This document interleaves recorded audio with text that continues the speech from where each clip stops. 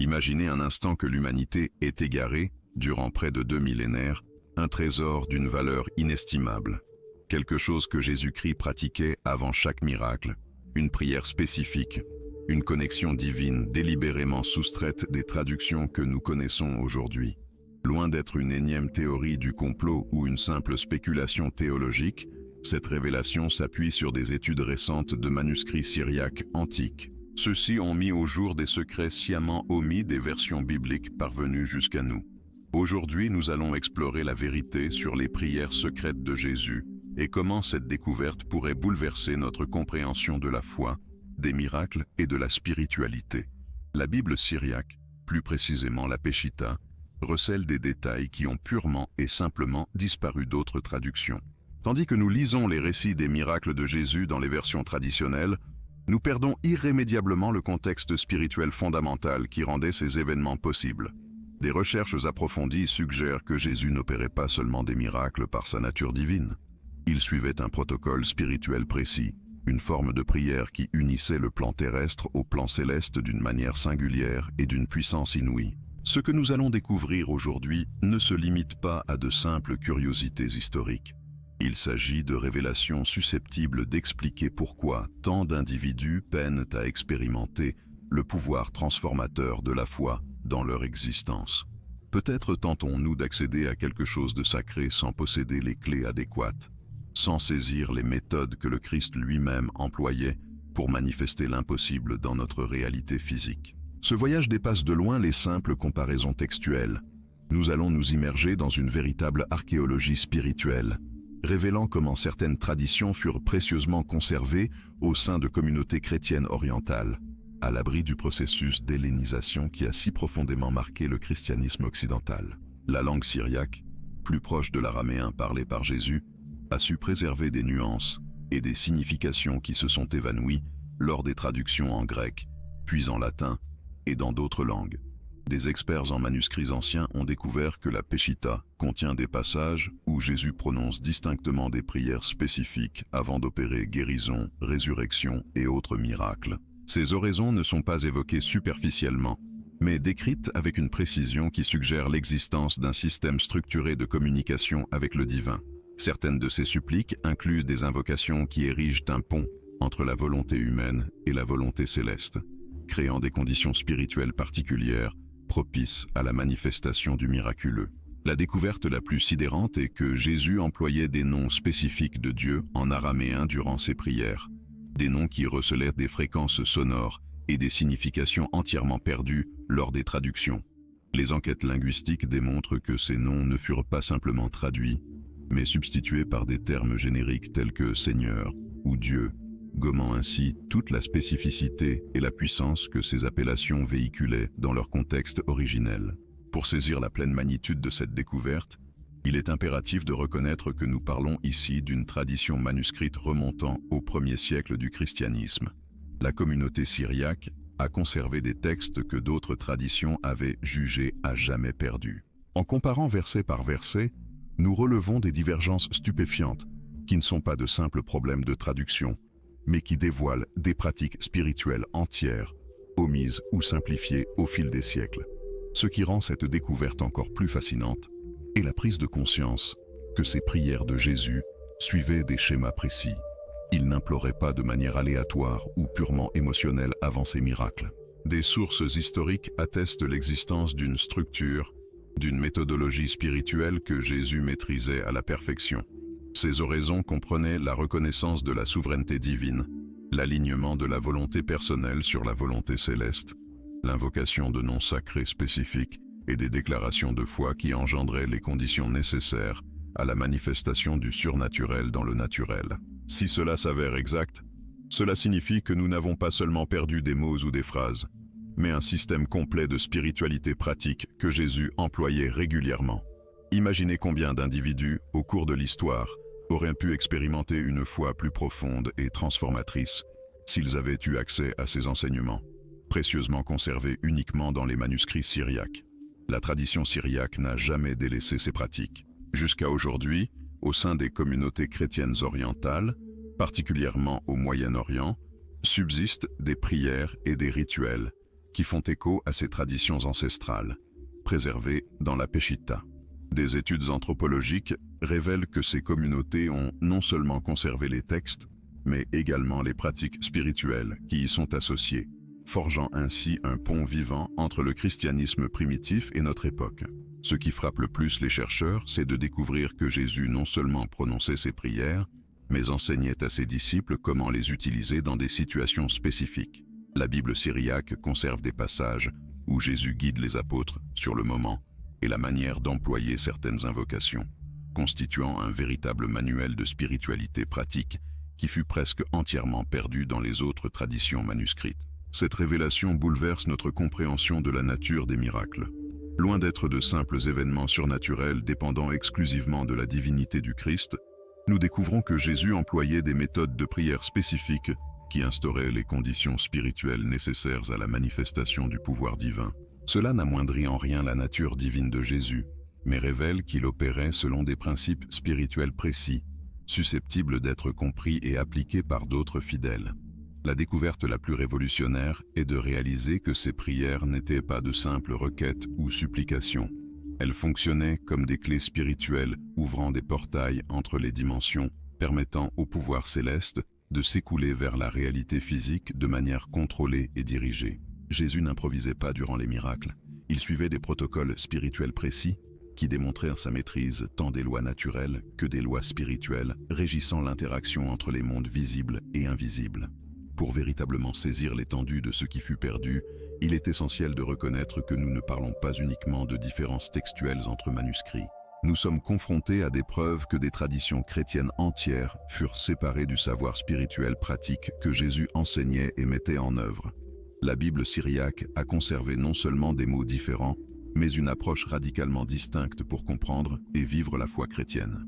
L'impact de ces découvertes sur notre compréhension de la vie spirituelle de Jésus est à la fois profond et troublant.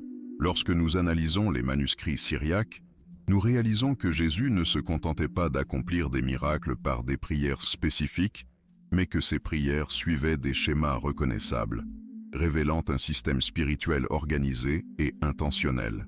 Des spécialistes en langue sémitique, ayant consacré des décennies à l'étude de la Peshitta, ont identifié des séquences de mots et de phrases se répétant avant différents types de miracles, suggérant que Jésus employait des approches distinctes selon la nature de l'intervention surnaturelle qu'il entendait opérer. La méthodologie que Jésus employait avant les guérisons physiques différait substantiellement de celle utilisée avant de multiplier les aliments ou de maîtriser les éléments naturels. Les manuscrits syriaques préservent ces nuances avec une précision inégalée dans d'autres traditions textuelles. Lorsque Jésus guérissait les maladies, les prières préparatoires incluaient des invocations spécifiques liées à la restauration de l'harmonie entre le corps et l'esprit. Pour les miracles impliquant la multiplication ou la transformation de la matière, les oraisons se concentraient sur les principes d'abondance divine et l'altération des lois physiques par l'autorité spirituelle. Cette systématisation suggère que Jésus possédait une connaissance spirituelle extraordinairement structurée, bien au-delà de ce que nous imaginons traditionnellement. Il ne s'agissait pas d'une inspiration momentanée ou d'impulsions divines spontanées, mais d'une maîtrise consciente et méthodique des principes spirituels régissant l'interaction entre les mondes matériels et spirituels. Les prières conservées dans les manuscrits syriaques fonctionnaient comme des passerelles entre ces dimensions, instaurant les conditions énergétiques et spirituelles requises pour que des transformations surnaturelles se produisent dans la réalité physique. Ce qui intrigue le plus les chercheurs, c'est de découvrir que ces prières n'étaient pas exclusivement adressées au Père Céleste. Les textes syriaques préservent des preuves que Jésus invoquait différents aspects de la divinité, selon le type de miracle qu'il entendait accomplir. Pour les guérisons, il invoquait des attributs divins liés à la miséricorde et à la restauration. Pour les miracles de provision, les invocations se concentraient sur les aspects d'abondance et de générosité céleste. Pour les démonstrations d'autorité sur les forces naturelles, les prières se dirigeaient vers les attributs divins de puissance et de souveraineté absolue. Cette diversification des approches oratoires révèle une compréhension sophistiquée de la nature multifacette de la divinité et suggère que Jésus savait comment accéder à différentes sources de pouvoir spirituel en fonction des besoins spécifiques de chaque situation. Il ne s'agit pas de polythéisme ou de multiples divinités, mais d'une compréhension profonde des divers aspects et manifestations d'un Dieu unique, accessible par des invocations et des démarches spirituelles précises. Les manuscrits syriaques conservent également des preuves que Jésus employait des éléments physiques spécifiques durant ses prières préparatoires. La terre, l'eau, l'huile et même des pierres étaient intégrés à des rituels oratoires précédant certains types de miracles. Ces pratiques n'étaient ni superstitions ni formes de magie, mais des démonstrations que Jésus comprenait comment les éléments matériels pouvaient servir de conducteurs ou d'amplificateurs d'énergie spirituelle. Il savait comment utiliser la création physique comme un canal pour manifester un pouvoir surnaturel. La révélation la plus frappante est de découvrir que Jésus enseignait ces pratiques à ses disciples de manière graduelle et systématique. Les textes syriaques préservent des preuves de différents niveaux d'instruction spirituelle que Jésus prodiguait selon la maturité et les capacités de chaque apôtre. Pierre recevait des enseignements distincts de ceux offerts à Jean, non par favoritisme, mais parce que chaque disciple possédait des dons et des desseins spécifiques qui exigeaient des approches spirituelles différentes. Cette découverte transforme radicalement notre compréhension de la formation des apôtres. Loin de se contenter de suivre Jésus et d'absorber des enseignements par l'observation, les disciples prenaient part à un programme structuré de développement spirituel, incluant des techniques spécifiques de prière, de jeûne, de méditation et d'intercession. Jésus ne se bornait pas à partager des vérités théologiques, mais transmettait des compétences spirituelles pratiques qui permettraient aux apôtres de continuer à manifester un pouvoir surnaturel, même après son ascension. Les manuscrits syriaques contiennent des passages où Jésus guide les disciples sur la manière de reconnaître les conditions spirituelles propices à l'accomplissement de miracles. Il enseignait des signes spécifiques indiquant la disponibilité du pouvoir céleste et comment identifier les résistances spirituelles susceptibles d'entraver les manifestations surnaturelles. Ce savoir pratique était transmis par des instructions détaillées qui opéraient comme un véritable manuel de spiritualité appliquée. Ce que nous avons perdu au fil des siècles, ce ne sont pas seulement des textes ou des traditions, mais un système complet d'éducation spirituelle qui habilitait les fidèles ordinaires à participer activement à la manifestation du pouvoir surnaturel. Jésus n'avait pas l'intention que les miracles fussent l'apanage exclusif de sa personne ou limités à la période de son ministère terrestre. Il établissait une école de spiritualité pratique destinée à perdurer à travers des générations successives de disciples dûment formés. La Bible syriaque préserve des preuves que cette tradition de formation spirituelle a perduré durant les premières décennies du christianisme. Les apôtres ne se contentèrent pas de prêcher l'Évangile, mais transmettaient les techniques spécifiques de prière et de pratiques spirituelles qu'ils avaient apprises directement de Jésus. Cette dimension pratique de la foi chrétienne primitive fut progressivement perdue lorsque le christianisme s'institutionnalisa et s'éloigna de ses racines sémitiques originelles. Des communautés chrétiennes syriaques ont réussi à préserver des fragments de ces pratiques au fil des siècles, en maintenant des traditions oratoires et des rituels qui font écho aux méthodes originelles employées par Jésus.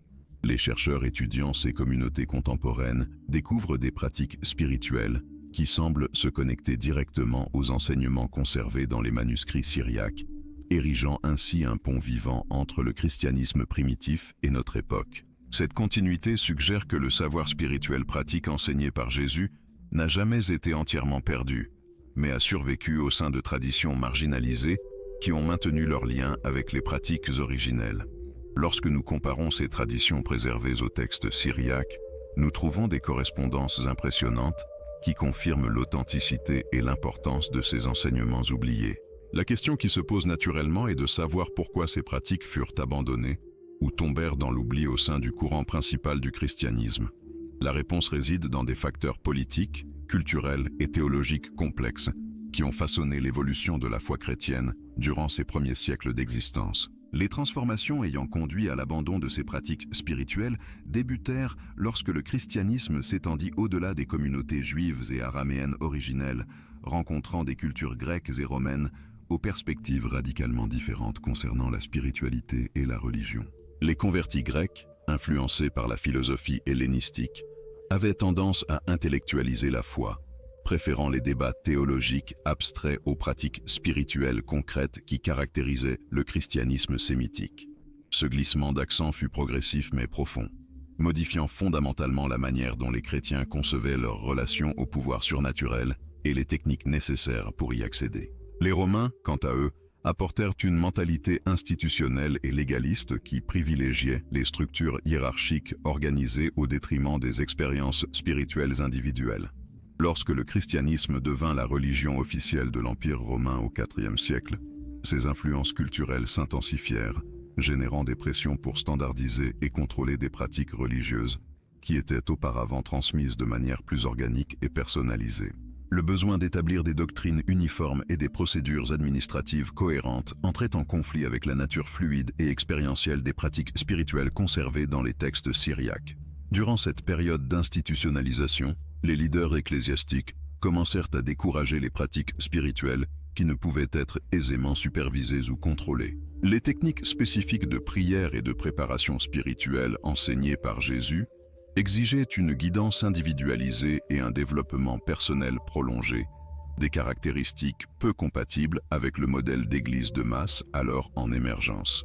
Progressivement, ces pratiques furent reléguées aux monastères et aux communautés spécialisées, les soustrayant à l'expérience chrétienne commune et les transformant en disciplines ésotériques accessibles aux seuls initiés. L'influence de la philosophie grecque introduisit également une division artificielle entre l'esprit et la matière, étrangère à la pensée sémitique originelle.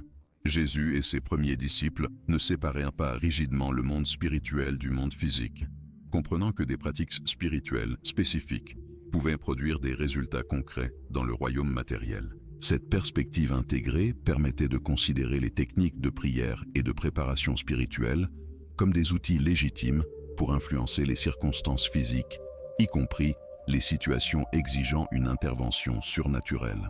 Lorsque le christianisme fut filtré à travers la mentalité grecque, cette intégration fut perdue, créant une séparation entre la foi et l'action qui limitait sévèrement la manière dont les chrétiens concevaient leur potentiel à participer aux manifestations surnaturelles. La prière devint principalement une activité contemplative ou de supplication, perdant sa dimension pratique en tant que technique, visant à aligner les conditions spirituelles nécessaires au miracle. Ce changement représenta une perte fondamentale d'un savoir-faire pratique qui avait été central à l'expérience chrétienne originelle. Les manuscrits syriaques conservent des preuves de la manière dont cette transition fut perçue et déplorée par les communautés qui avaient maintenu leur lien avec les pratiques originelles. Certains textes contiennent des observations mélancoliques sur la façon dont les nouvelles générations de chrétiens semblaient avoir perdu l'accès au pouvoir spirituel qui avait caractérisé les premières communautés. Ces documents suggèrent que cette perte ne fut pas accidentelle, mais résultat de choix délibérés effectués par des leaders qui privilégièrent la croissance institutionnelle à la continuité spirituelle. Durant les siècles suivants, des tentatives sporadiques furent menées pour récupérer ces pratiques perdues, mais elles se heurtèrent à une résistance significative de la part des autorités ecclésiastiques établies. Des mouvements monastiques en ont préservé quelques fragments, mais même ceux-ci furent souvent modifiés ou adaptés pour se conformer aux attentes théologiques dominantes. Le savoir originel concernant les techniques spécifiques de préparation spirituelle employées par Jésus fut progressivement dilué et déformé jusqu'à devenir pratiquement méconnaissable. Cette situation engendra un paradoxe intéressant. Tandis que le christianisme s'accroissait numériquement et gagnait en influence politique, il perdait simultanément l'accès aux pratiques spirituelles qui avaient été sa marque distinctive originelle. Les chrétiens continuaient de croire aux miracles et au pouvoir surnaturel, mais ne possédaient plus le savoir-faire pratique nécessaire pour participer de manière cohérente à de telles manifestations. Cette lacune entre la croyance et la capacité pratique a caractérisé une grande partie du christianisme ultérieur, engendrant une dépendance envers des manifestations spontanées du pouvoir divin plutôt qu'une culture délibérée des conditions spirituelles requises. La Bible syriaque offre une fenêtre unique sur cette période de transition, conservant des textes qui documentent tant les pratiques originelles que les pressions ayant mené à leur abandon. Certains manuscrits contiennent des dialogues entre les défenseurs des traditions anciennes et les partisans d'approches plus institutionnalisées, révélant les tensions qui ont façonné l'évolution du christianisme primitif.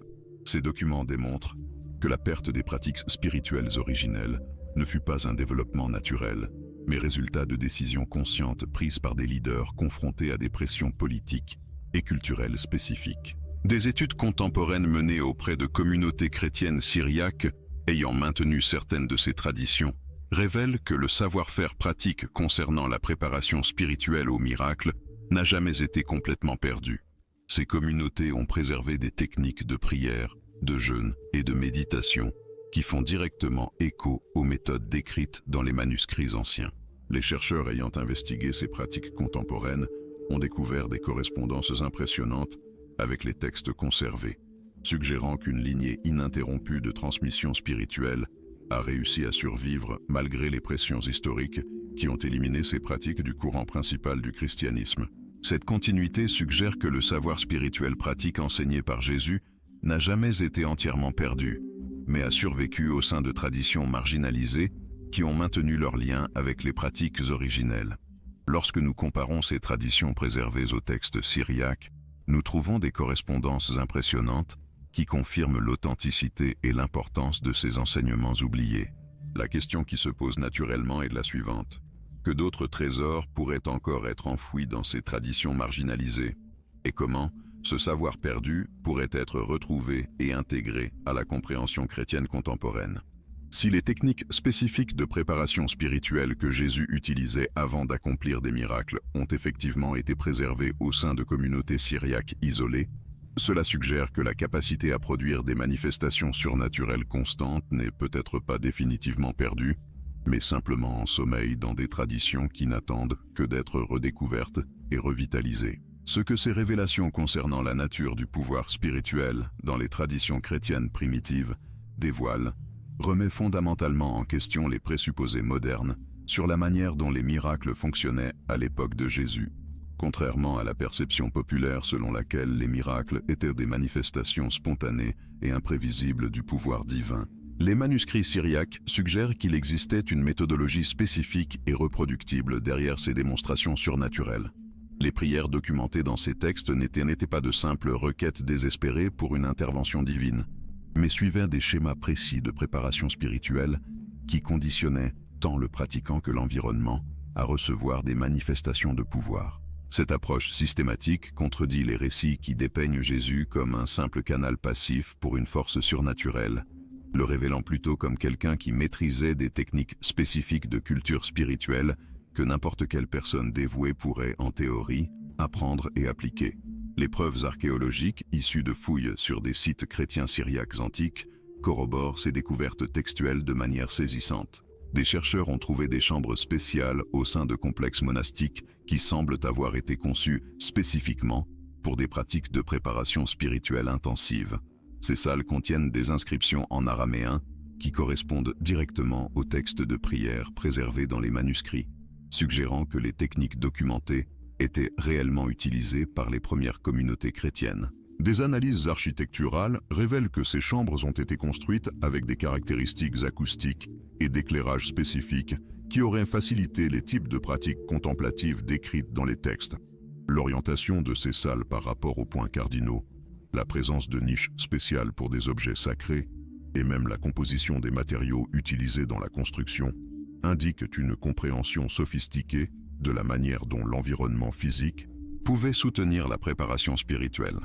Des études linguistiques des textes syriaques révèlent des couches de signification supplémentaires qui se sont perdues dans les traductions ultérieures.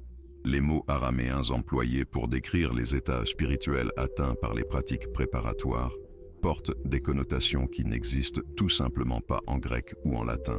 Ces termes techniques suggèrent que les premières communautés chrétiennes possédaient un vocabulaire spécialisé pour débattre des différents niveaux de conscience spirituelle et de leurs applications pratiques. Lorsque ces concepts furent par la suite traduits dans des langues dépourvues d'équivalents précis, une grande partie du savoir pratique fut inévitablement perdue. Les nuances spécifiques sur la manière d'atteindre et de maintenir les états de conscience nécessaires pour des manifestations miraculeuses furent réduites à des généralités vagues qui offraient peu de valeur pratique pour les pratiquants subséquents. La résistance institutionnelle à ces pratiques devient plus compréhensible lorsque nous examinons les implications politiques d'un christianisme qui donnait à des individus ordinaires la capacité d'accomplir des miracles. Si n'importe quelle personne dévouée pouvait apprendre les techniques que Jésus utilisait pour se préparer spirituellement, cela aurait fondamentalement démocratisé l'accès au pouvoir surnaturel et défié les hiérarchies ecclésiastiques émergentes. Les chefs religieux qui cherchaient à consolider leur autorité institutionnelle avaient des raisons évidentes de décourager des pratiques qui auraient pu créer une concurrence spirituelle indépendante. En présentant les miracles comme des prérogatives exclusives de figures exceptionnellement sacrées, les autorités ecclésiastiques ont créé une dépendance institutionnelle qui a servi à centraliser le pouvoir religieux et politique. Cette stratégie fut efficace à court terme pour la construction institutionnelle, mais eut des conséquences dévastatrices pour la continuité des traditions spirituelles pratiques qui caractérisaient le christianisme originel. Des manuscrits récemment découverts documentent des débats houleux entre les défenseurs des pratiques traditionnelles et les partisans d'approches plus institutionnalisées durant les siècles initiaux du christianisme. Ces textes révèlent que la transition loin des techniques originales de préparation spirituelle ne fut pas un développement évolutif naturel, mais le résultat de conflits délibérés concernant la direction que le mouvement chrétien devait prendre. Les défenseurs des traditions argumentaient que l'abandon des pratiques spécifiques que Jésus utilisait équivalait à une trahison des enseignements fondamentaux, tandis que les institutionnalistes insistaient sur la nécessité d'une adaptation pour la survie et la croissance du mouvement. Les arguments présentés par les deux parties révèlent des tensions profondes sur des questions qui demeurent pertinentes pour les débats chrétiens contemporains sur l'autorité, la tradition et la pratique spirituelle. Les techniques spécifiques préservées dans les manuscrits syriaques impliquent des combinaisons complexes de prières contemplatives, de respiration contrôlée, de jeûnes structurés et de méditation focalisée qui préparaient les pratiquants à des états de conscience altérés. Contrairement aux approches mystiques qui recherchaient une union transcendante avec le divin, ces pratiques visaient spécifiquement à permettre aux individus de servir de canaux pour des manifestations de pouvoir curatifs et transformateurs. Les textes décrivent des protocoles détaillés pour la purification physique et mentale qui précédaient les tentatives d'accomplir des miracles, suggérant que les premières communautés chrétiennes comprenaient qu'une préparation adéquate était essentielle pour un succès constant dans les manifestations surnaturelles. Cette approche pragmatique contredit les romantisations ultérieures qui dépeignaient les miracles comme des événements spontanés dépendant exclusivement d'une faveur divine arbitraire. Des parallèles intéressants ont émergé lorsque des chercheurs ont comparé ces techniques chrétiennes primitives avec des pratiques contemporaines dans d'autres traditions spirituelles. Des méthodologies similaires de préparation spirituelle apparaissent dans des textes bouddhistes, hindous et judaïques de la même époque historique, suggérant que la connaissance de la manière de cultiver des états de conscience propices aux manifestations surnaturelles était plus largement répandue dans le monde antique qu'on ne le suppose généralement. Cette découverte indique que Jésus a pu intégrer des techniques universelles de développement spirituel qui transcendaient les frontières religieuses spécifiques, les adaptant à des contextes et des objectifs particulièrement chrétiens. Si cette interprétation est correcte, les pratiques préservées dans les manuscrits syriaques représentent non seulement des traditions chrétiennes perdues, mais aussi des fenêtres pour comprendre comment le savoir spirituel pratique fonctionnait dans le monde méditerranéen antique. La question de savoir comment ce savoir perdu pourrait être retrouvé et appliqué dans des contextes contemporains présente des défis et des opportunités fascinantes. Des communautés chrétiennes ayant tenté de reconstituer les pratiques décrites dans les manuscrits syriaques ont rapporté des expériences qui font écho aux phénomènes documentés dans les textes anciens, suggérant que les techniques conservent leur efficacité lorsqu'elles sont appliquées avec dévouement et compréhension.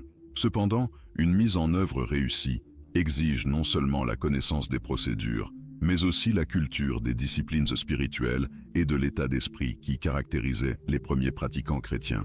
Le monde moderne présente des défis uniques pour développer la profondeur de préparation spirituelle que ces pratiques semblent exiger, mais offre également un accès sans précédent aux textes conservés et aux preuves archéologiques qui peuvent éclairer des efforts de reconstruction authentiques. Les découvertes archéologiques les plus récentes ont révélé des aspects encore plus surprenants sur ces pratiques perdues. Des fouilles sur des monastères syriaques abandonnés ont mis au jour des chambres souterraines spécifiquement construites pour les rituels de préparation qui précédaient les tentatives de manifestations miraculeuses. Ces structures présentent des caractéristiques architecturales uniques, y compris des systèmes de ventilation sophistiqués, permettant un contrôle précis de la qualité de l'air, des niches spécifiques pour les objets rituels et une orientation géographique calculée pour exploiter des cycles solaires et lunaires précis. La précision de ces environnements suggère que les premières communautés chrétiennes investissaient des ressources considérables dans la création de conditions idéales pour des pratiques spirituelles avancées, contredisant les récits simplifiés qui dépeignent le christianisme primitif comme un mouvement exclusivement axé sur la prédication et la conversion. Les textes syriaques décrivent des protocoles détaillés pour chaque phase de la préparation spirituelle. La première étape impliquait une purification physique par des jeûnes spécifiques, d'une durée calculée selon les cycles lunaires, combinés à des bains rituels utilisant des eaux de sources naturelles précises et des onctions avec des huiles préparées selon des formules conservées dans des codex spécialisés. La deuxième phase se concentrait sur la purification mentale par des techniques de méditation, incluant la récitation répétitive de phrases araméennes spécifiques, des exercices de respiration contrôlée synchronisés avec les battements cardiaques et des visualisations complexes qui préparaient l'esprit à des états de conscience altérés. La troisième phase impliquait une préparation spirituelle par des veillées prolongées, des prières contemplatives structurées et des pratiques de connexion avec les énergies naturelles que les textes décrivent comme essentielles à la canalisation efficace du pouvoir de guérison. Des experts en tradition mystique ont découvert que ces pratiques chrétiennes primitives partageaient des éléments significatifs avec des techniques développées indépendamment dans d'autres cultures spirituelles avancées. Des manuscrits bouddhistes de la même époque historique décrivent des méthodes similaires pour cultiver des états de conscience propices à des manifestations extraordinaires, tandis que des textes judaïques préservent des traditions parallèles sur la préparation spirituelle pour des expériences mystiques profondes. Cette convergence suggère que Jésus et ses plus proches disciples avaient accès à des connaissances universelles sur le fonctionnement de la conscience humaine et sa capacité à influencer la réalité physique par des états mentaux spécifiques. L'implication est que les miracles chrétiens pourraient représenter non pas des violations surnaturelles des lois naturelles, mais des applications sophistiquées de principes encore imparfaitement compris par la science contemporaine. Des investigations sur la transmission de ce savoir ont révélé des réseaux complexes de préservation qui ont opéré secrètement pendant des siècles de persécution et de censure institutionnelle.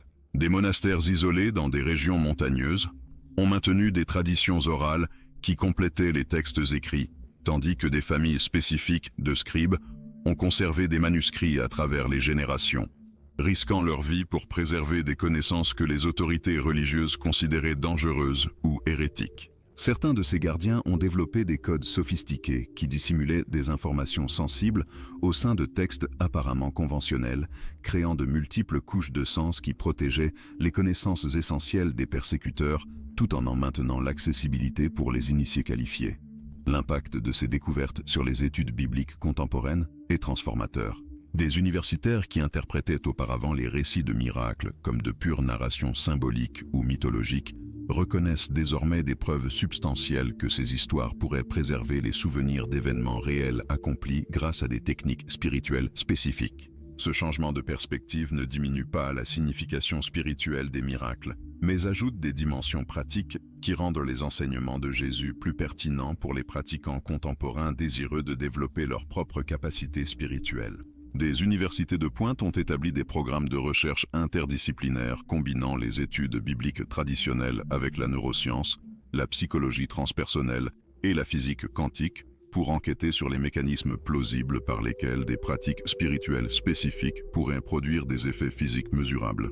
Les implications théologiques de ces découvertes sont profondes et controversées. Les traditions chrétiennes qui mettent l'accent sur la dépendance totale à la grâce divine pour les manifestations miraculeuses sont confrontées à des défis lorsqu'elles sont confrontées aux preuves que Jésus utilisait des techniques spécifiques que ses disciples auraient pu apprendre et appliquer. Cette tension soulève des questions fondamentales sur la nature de la divinité du Christ et sa relation avec les capacités spirituelles humaines développées. Certains théologiens soutiennent que les pratiques révélées dans les manuscrits syriaques démontrent que Jésus opérait simultanément comme divinité et comme être humain maîtrisant pleinement les potentiels spirituels inhérents à la nature humaine, offrant un modèle de ce que les croyants pourraient atteindre par une dédicace et une préparation adéquate. Des communautés chrétiennes expérimentales qui ont tenté de mettre en œuvre les pratiques décrites dans les textes syriaques ont rapporté des résultats allant d'expériences spirituelles subtiles à des guérisons spectaculaires qui semblent reproduire les phénomènes décrits dans les récits bibliques. Ces pratiquants modernes soulignent qu'une application réussie exige non seulement la connaissance des techniques, mais aussi le développement du caractère moral et spirituel qui caractérisait les premiers disciples. Les textes conservés indiquent que Jésus considérait la pureté de motivation et le dévouement au service des autres comme des prérequis essentiels pour accéder aux capacités spirituelles les plus avancées, suggérant que les pratiques fonctionnaient dans un cadre éthique spécifique qui empêchait toute utilisation égoïste ou manipulatrice. Des psychologues spécialisés dans les états altérés de conscience ont découvert des corrélations fascinantes entre les techniques décrites dans les manuscrits syriaques et les méthodes contemporaines pour induire des expériences transpersonnelles. Des études par neuroimagerie menées sur des pratiquants modernes lors de sessions de prière et de méditation basées sur les protocoles anciens montrent des schémas d'activité cérébrale qui correspondent à des états associés à une créativité accrue, une empathie élargie et ce que les chercheurs décrivent comme une cohérence de la conscience. Ces découvertes suggèrent que les pratiques conservées dans les textes peuvent faciliter l'accès à des potentiels neurologiques qui restent largement latents chez la plupart des individus, mais qui peuvent être activés par des combinaisons spécifiques de discipline mentale, de purification émotionnelle et de préparation physique. La convergence entre les découvertes archéologiques modernes et les traditions spirituelles antiques révèle des aspects surprenants sur la manière dont Jésus menait réellement ses pratiques de guérison et ses manifestations extraordinaires. Des chercheurs ayant consacré des décennies à l'étude des manuscrits syriaques ont découvert des preuves cohérentes que le Christ suivait des protocoles spécifiques de préparation spirituelle avant chaque intervention miraculeuse, contredisant les interprétations traditionnelles qui suggèrent des manifestations spontanées basées exclusivement sur une autorité divine inhérente.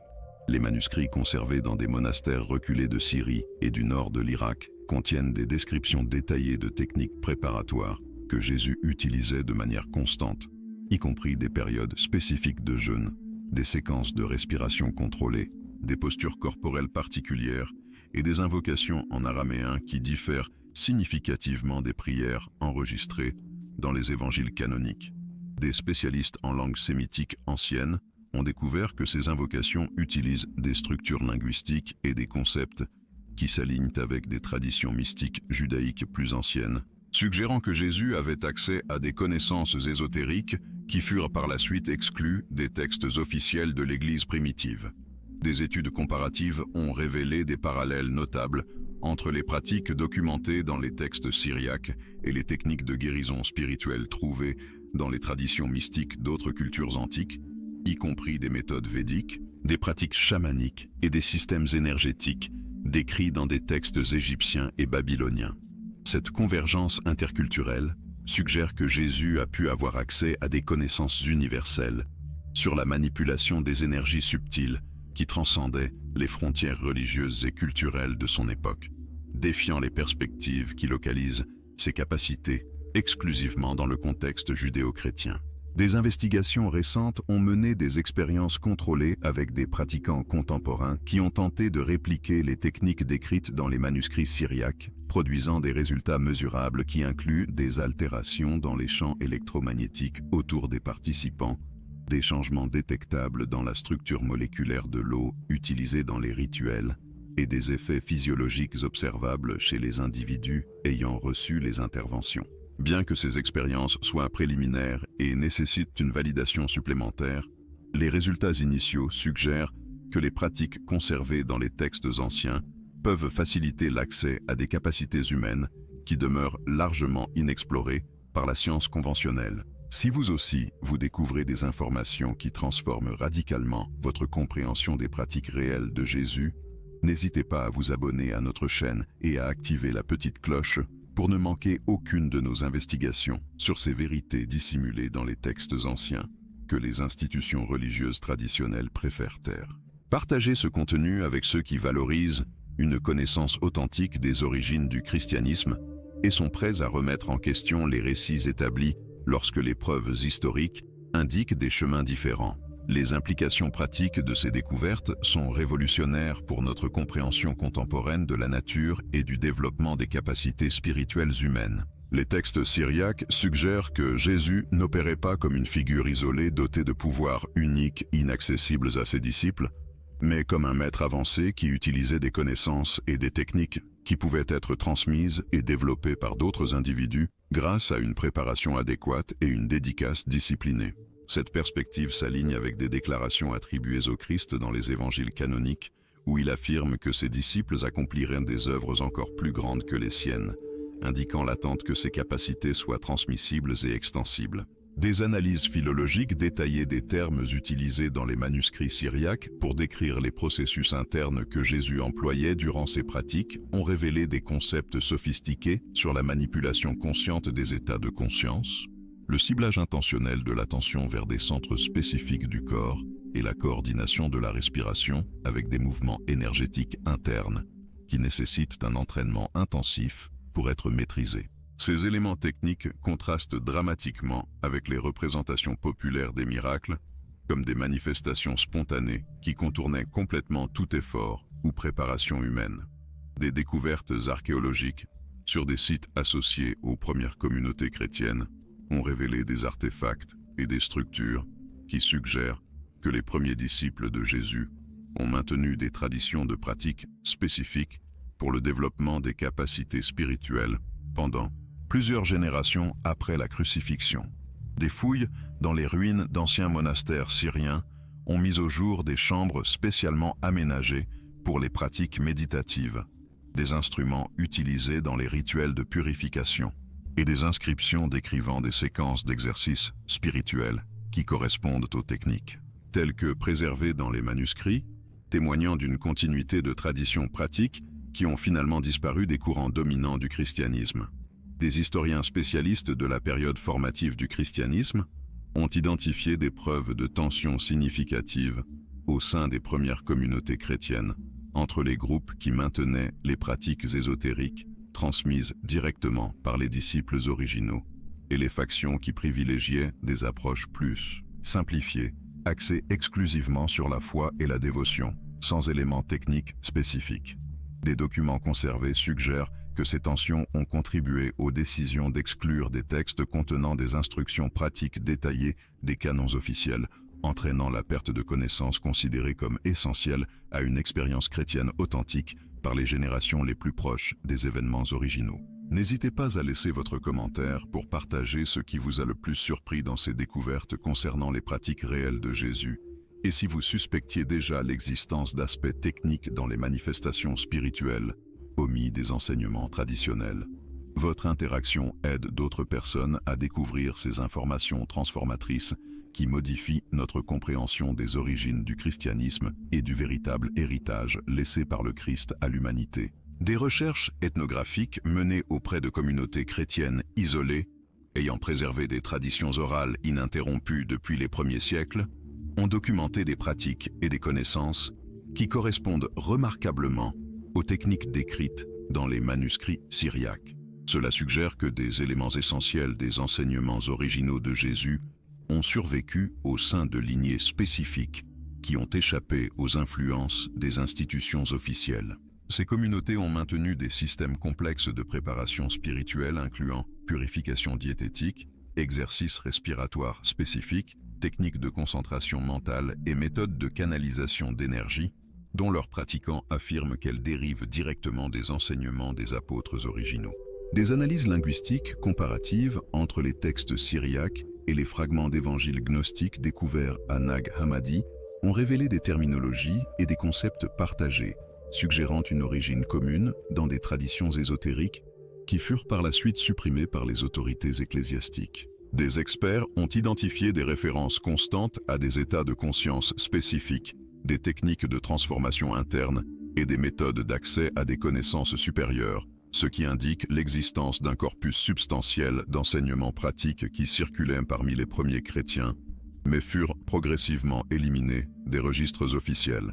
Des études interdisciplinaires, combinant histoire religieuse, neurosciences et physique quantique, examinent actuellement les mécanismes plausibles par lesquels les pratiques décrites dans les manuscrits syriaques pourrait produire des effets physiques mesurables. Des chercheurs ont découvert des corrélations entre des états méditatifs profonds et des altérations des champs bioélectromagnétiques qui pourraient théoriquement influencer des processus biologiques chez des organismes proches. Cela offre un cadre scientifique préliminaire pour comprendre comment des techniques spirituelles spécifiques pourraient faciliter de réelles guérisons physiques via des mécanismes naturels encore incomplètement saisis par la médecine conventionnelle. Des investigations menées dans des centres de recherche spécialisés en conscience élargie ont documenté des cas de pratiquants contemporains qui, après une formation basée sur les techniques préservées dans les textes syriaques, ont démontré des capacités mesurables à influencer des systèmes biologiques par l'intention dirigée et des états altérés de conscience. Bien que ces phénomènes demeurent controversés et nécessitent des recherches approfondies, les résultats préliminaires suggèrent que les méthodes attribuées à Jésus dans les manuscrits anciens pourraient représenter de véritables technologies spirituelles, susceptibles d'être apprises et appliquées par des individus adéquatement préparés. Mais ce qui frappe le plus dans les découvertes récentes, c'est la révélation que Jésus non seulement utilisait des techniques spécifiques, mais enseignait également à ses disciples à développer ces mêmes capacités par des systèmes d'entraînement graduels, débutant par la purification morale et progressant à travers des stades de développement spirituel de plus en plus avancés. Les manuscrits conservent des descriptions détaillées de cursus d'études que les premiers adeptes suivaient pour acquérir des compétences leur permettant, à terme, de réaliser des interventions similaires à celles démontrées par leurs maîtres. La tradition orale, préservée dans certaines communautés reculées, inclut des récits de succession apostolique ininterrompus qui ont transmis non seulement l'autorité ecclésiastique, mais aussi des connaissances pratiques spécifiques par le biais de lignées secrètes ayant échappé aux persécutions et suppressions historiques. Ces gardiens de traditions anciennes affirment que les véritables capacités des saints et mystiques chrétiens à travers l'histoire résultaient de l'application de techniques transmises directement depuis les premiers disciples, plutôt que de manifestations spontanées de la grâce divine, comme il est communément admis. Des documents historiques, récemment mis au jour dans les archives de bibliothèques monastiques européennes, ont révélé des correspondances entre mystiques médiévaux qui discutaient de méthodes spécifiques pour atteindre des états d'union avec le divin, incluant des éléments techniques détaillés correspondant aux pratiques décrites dans les manuscrits syriaques. Ces lettres suggèrent que des connaissances ésotériques chrétiennes ont continué de circuler dans des cercles initiatiques, même durant les périodes de plus grande suppression institutionnelle, préservant ainsi des liens avec des traditions originelles qui remontent directement aux enseignements de Jésus. De récentes fouilles archéologiques sur des sites de Terre Sainte ont mis au jour des preuves physiques de structures utilisées pour des pratiques spirituelles spécifiques, correspondant aux descriptions trouvées dans les textes syriaques. Celles-ci incluent des chambres souterraines avec une acoustique spécialisée, des systèmes de ventilation spécifiques et des orientations astronomiques qui suggèrent l'intégration de connaissances sur les influences cosmiques dans les pratiques de développement spirituel. Ces découvertes confirment que les techniques préservées dans les manuscrits n'étaient pas purement théoriques, mais ont été réellement mises en œuvre par des communautés organisées qui ont construit des infrastructures spécifiques pour soutenir le développement systématique de capacités spirituelles avancées.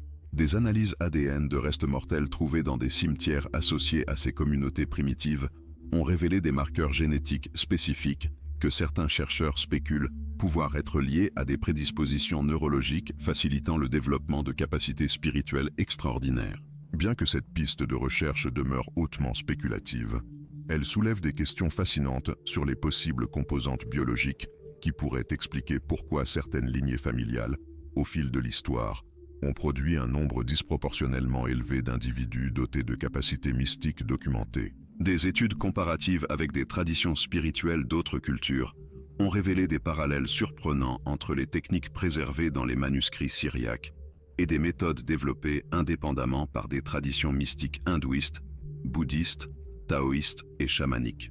Cela suggère que Jésus pourrait avoir eu accès à des connaissances universelles sur le développement des potentiels humains latents, transcendant les frontières culturelles et religieuses spécifiques de son époque. Des chercheurs d'institutions académiques de premier plan développent actuellement des programmes interdisciplinaires combinant études bibliques traditionnelles, neurosciences, physique quantique et psychologie transpersonnelle.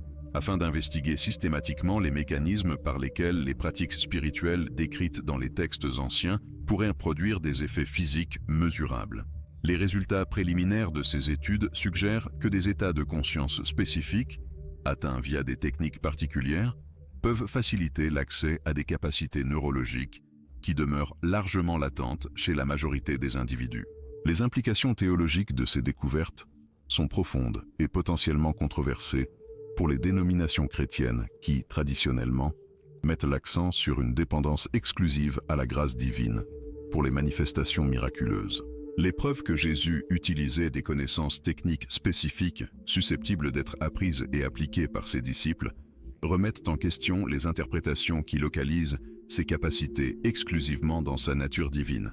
Elles suggèrent plutôt qu'il opérait comme un maître pleinement réalisé, maîtrisant des potentiels spirituels inhérents à la condition humaine. Des communautés expérimentales contemporaines ayant tenté d'implémenter les pratiques préservées dans les manuscrits syriaques ont rapporté des expériences variant de subtiles élévations de conscience à des événements que leurs participants décrivent comme des manifestations véritablement miraculeuses, incluant des guérisons physiques documentées et des phénomènes qui, apparemment, transcendent les limitations physiques conventionnelles. Bien que ces récits exigent une investigation scientifique rigoureuse, ils contribuent à un corpus croissant de preuves anecdotiques suggérant que les méthodes attribuées à Jésus pourraient conserver une efficacité pratique lorsqu'elles sont appliquées par des pratiquants adéquatement préparés. Des psychologues spécialisés dans les états altérés de conscience ont documenté des corrélations fascinantes entre les techniques décrites dans les textes anciens et les méthodes contemporaines visant à faciliter les expériences transpersonnelles. Ils ont découvert que les pratiques basées sur les protocoles syriaques produisent des schémas spécifiques d'activité cérébrale associés à une créativité accrue, une empathie élargie et des états que les chercheurs décrivent comme une cohérence de conscience. Ces résultats suggèrent que les traditions préservées pourraient représenter de véritables technologies pour le développement de potentiels humains qui demeurent largement inexplorés. Des investigations récentes ont également révélé des preuves que les pratiques spirituelles spécifiques utilisées par Jésus étaient intégrées dans un cadre éthique global. Ce cadre mettait l'accent sur la purification des motivations, le dévouement au service d'autrui et le développement du caractère moral comme prérequis essentiel pour un accès sûr aux capacités spirituelles avancées. Les textes préservés indiquent que les tentatives d'utiliser ces techniques sans une préparation éthique adéquate étaient considérées comme dangereuses et potentiellement destructrices, suggérant un système sophistiqué de sauvegarde qui protégeait à la fois les pratiquants et les communautés des abus potentiels. Des historiens ayant étudié la suppression systématique des traditions ésotériques chrétiennes ont identifié des schémas cohérents d'élimination de textes, de persécution des pratiquants et de destruction d'écoles qui préservaient des connaissances techniques spécifiques.